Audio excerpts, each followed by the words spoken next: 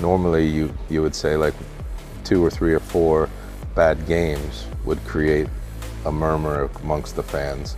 In Turkey, 1 bad pass creates the murmur of the fans. How different is it from being a player to the role you got now? I'd say this role is probably the closest in excitement to being a player.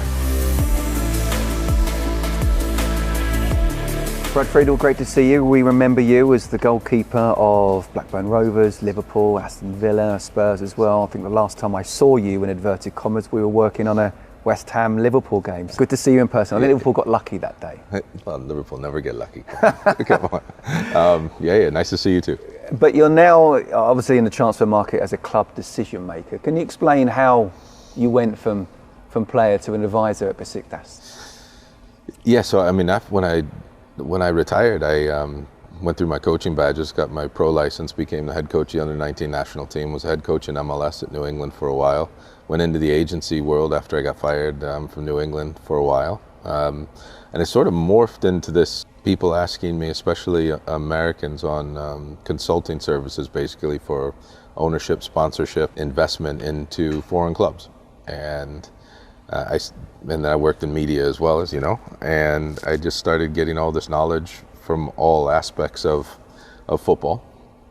And Beşiktaş contacted me because they didn't have a great season last season, needed to make some changes, and we were in the middle of getting a managerial change as well, and they wanted some help with the last touches on that also. I love living in European cities. I love European football.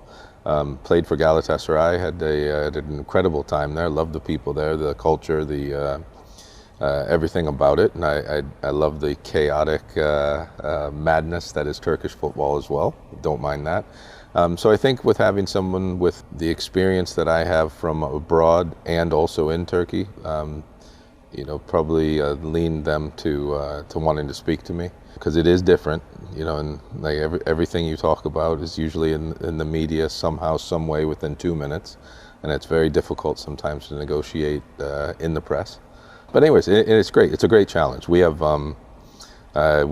the Turkish FA also has thrown in some new squad restrictions and relegations, so we had to combat through that. And I know ourselves, Galatasaray and Fenerbahce, are all currently getting through that at this moment in time. So it's a great challenge and good fun. But that's how I got there. Yeah. How did you find? I mean, clearly you've pretty much done everything, even in a post-playing career as well. But how different is it from being a player to the role you got now? I'd say this role is probably the closest in excitement to being a player. I found coaching was good too. I enjoyed being on the field, but I didn't enjoy not having the control as much as a coach. And you're only a result away from not having that job. It really is crazy. And in this role, it's yes, pressure is on, no doubt, but there's a lot more knowing of exactly what's going on in the football club, which is nice, because as a head coach, not every head coach out there knows exactly what's going on at a football club. How is your relationship with Gio? I mean, how often do you speak to him? Every day. Yeah, really good. I think it's important in the role that I'm in that he knows that I'm not there to fight against him at all. We work in Turkey. They work on football in a panic. They really do, and I don't mean that disrespectfully. It's a cultural thing. Every country's different, and one of my jobs is to make sure that the players that we bring in and the players that we release are the ones that are not fitting in his profiling of players, while also maintaining the integrity of the club. So I keep him abreast of all the information on a technical side. He doesn't need or want to know the financial side. That's not his job. So, but every day we speak about the players and the incomings and the outgoings, and he's very, very easy to work with. He's very structured, very organized, and his staff is excellent too. So it's not the environment at the training ground, I assure you, is not chaotic. We're here at the transfer room deal day in Madrid. What's happening for you today? What are you looking to get out of it? I mean, there's a whole host of things the transfer room can help with, from setting up even international friendlies in your time in your international weeks and in your mid-season breaks and in your postseason and preseason. So that's one element of it. The other element is to create relationships in areas of the world where we can attract the players needed to win a championship and compete in the Champions League, while also not getting our squad out of whack, so to speak, for lack of a better word, with regards to FFP. So I'm always looking at where we can try to find the talent that costs less with no decrease in the ability of the player. And there are areas of football that are getting bigger and bigger every day, and they're creating and producing better players, and it's impossible for me to know every single person in global football. That's the second reason why I'm here. Third reason is we have had some regulation changes. I know Galatasaray is here as well, where we have to put our squad from 30 down to 28, and we have to go from a number of foreign players to decrease it by at least 4 or 5 players from the ones that we are currently allowed to have. So we have to create, again, relationships if we're going to loan or sell players, but again, not do it in a panic, do it in a way that it benefits both parties. So it's not often that you can go into one room or for a couple of days and meet a lot of decision makers. You have to fly all over the globe to usually get to that. So hopefully this will help speed up the process. Yeah, I mean, you're an integral member of the Beşiktaş board that wanted to be part and join Transfer Room as well. Are days like today the exact reason why you wanted that? Well, days like today, and also just the overall, even day to day, getting information. It's impossible. Players switch agents on a regular basis now as well.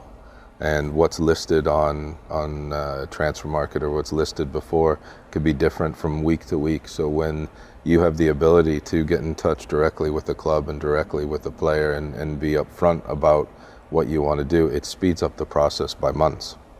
A scouting, I've just come on board, so a scouting network takes months, and following especially young players a long time, so you can get the correct character. But again, also when you're meeting with people face to face, and there's people here I know and trust as well, and they'll give you the honest opinion about the player. It's just scouting and selling and recruiting is about decreasing the percentages of failure. You never, and somebody coming over to Turkey, the pressure is in certain ways higher than if you sign at Manchester United or Liverpool, because of the way the media culture is and the social media culture is. And a lot of players don't realize that. And, we have an enormous following. I mean, when normally you would say like 2 or 3 or 4 bad games would create a murmur amongst the fans. In Turkey, 1 bad pass creates the murmur of the fans. And it was like that at Benfica. I know exactly what you're talking about. Yeah, so it's you have to be able to sign the correct character of player, and that's, we signed 3 really, really top players in the off season so far, in Gabriel Paulista and Ciro Immobile and Rafa Silva. Knowing they were good players, that was the easy part. That wasn't difficult, but knowing their character, that's where the homework needed to be done, because not everyone would be able to react in the correct way in Turkey, and I mean, all 3 are exceptional people as well as exceptional players. So they're going to help. They're going to help a lot, and they'll be able to deal with the ups and the downs, and it won't be an issue. But you got to be very careful about those things. Yeah, well, we have to balance because of the foreign players and the